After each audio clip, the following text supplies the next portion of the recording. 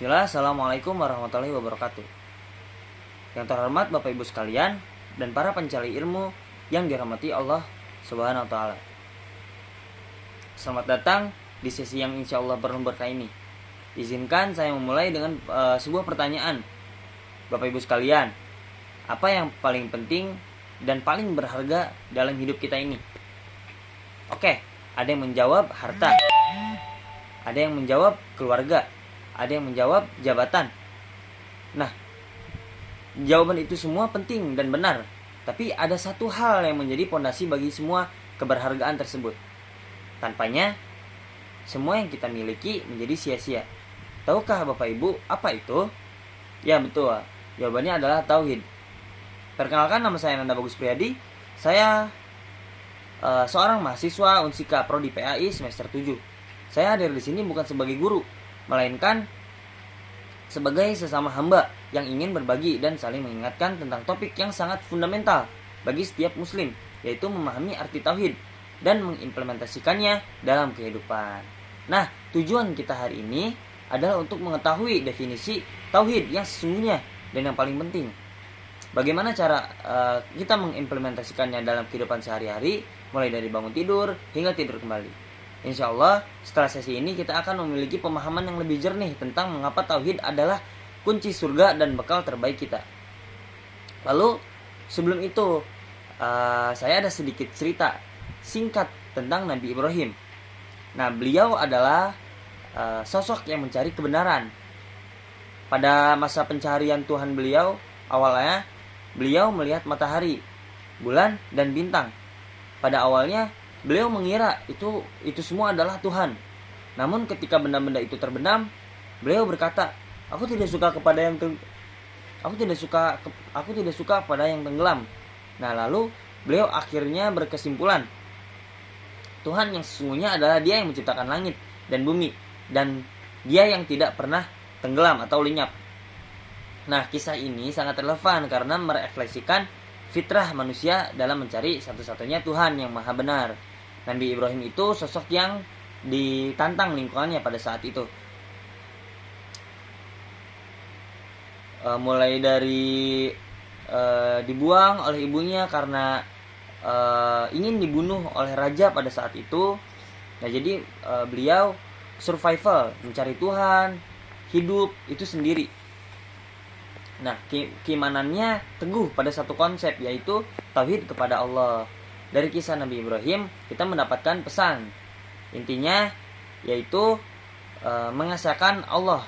Tauhid ini memiliki 3 pilar utama. Nah, Bapak Ibu sekalian, yang pertama tauhid rububiyah, yakni hanya Allah sebagai satu-satunya pencipta, pengatur, pemberi rezeki, dan pemilik alam semesta. Tidak ada satupun makhluk yang bersekutu dalam kuasanya. Nah, lalu yang kedua tauhid uluhiyah, meyakini bahwa hanya Allah sebagai satu-satunya yang berhak disembah. Semua ibadah, mulai dari salat, puasa, berdoa, menyembelih, kurban, hingga tawakal, harus ditujukan hanya kepadanya. Seperti itu.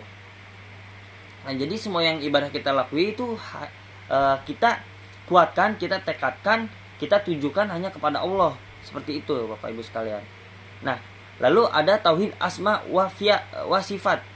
Nah, yaitu meyakini nama-nama Allah. Bapak Ibu sekalian, pasti Bapak Ibu sekalian sudah tahu apa itu Asmaul Husna, ya kan? Nama-nama Allah yang baik. Nah, jadi contoh dari penjelasan yang terakhir ini, dari penjelasan asma wa sifat ini, contoh Bapak Ibu sekalian sedang merasakan ngedown gitu, sedang merasa jatuh-jatuhnya. Nah, Bapak Ibu sekalian ingat bahwa nama-nama Allah yang baik atau Asmaul Husna ada yang namanya Al-Qawi, yang maha kuat. Seperti itu. Jadi kita meminta kepada Allah untuk memberi kekuatan. Seperti itu. Meminta kepada Allah untuk beri kita kekuatan. Seperti itu. Jadi percaya gitu, Allah itu bisa memberikan apa saja yang kita mau. Nah, oke, lanjut. Nah, lalu apa hubungannya dalam kehidupan sehari-hari kita? Nah, contohnya Bapak Ibu sekalian, ketika Bapak Ibu sekalian sedang sakit.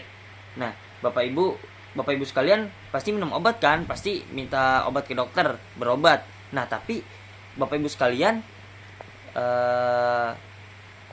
boleh minta obat, minta ngecek penyakit kepada dokter, tapi Bapak Ibu sekalian minta kesembuhannya kepada Allah gitu, bukan kepada dokter. Seperti itu. Itu bentuk dari tauhid kehidupan sehari-hari gitu. Percaya bahwa yang memberi kesembuhan itu Allah, bukan dokter. Intinya seperti itu Bapak Ibu sekalian. Lalu yang kedua, contoh yang kedua dalam kehidupan sehari-hari, yaitu ketika Bapak Ibu berdoa.